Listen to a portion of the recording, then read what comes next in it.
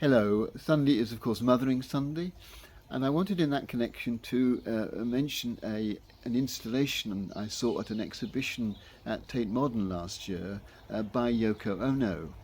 Um, she produced this long wall on which people who came to see the exhibition were invited to pin a bit of paper on which they had written a comment about their own mother.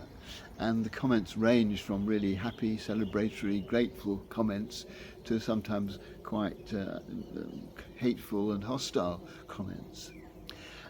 I think the ways in which our relationships with our parents evolve does vary and can make an enormous difference to what kind of people we are, how we feel about ourselves.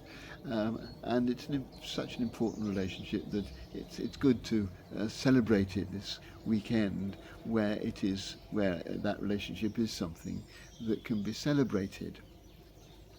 For Yoko Ono, it was enormously complicated.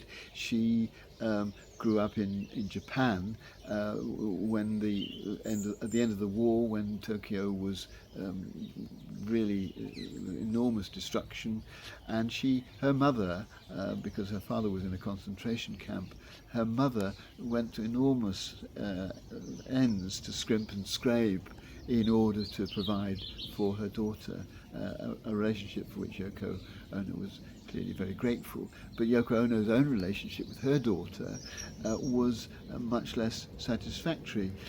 She married Anthony Cox in 1962 and had a daughter, Kyoko, but she left the upbringing of the daughter to her husband because she wanted to get on with her career.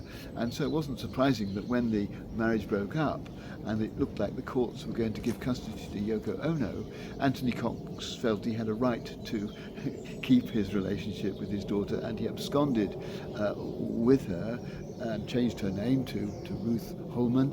They joined a cult, and Yoko Ono lost contact with them for decades, until actually it was the murder of John Lennon in 1980 that led Anthony Cox and Kyoko to send a message to Yoko Ono expressing sympathy, and the reconciliation at that point began.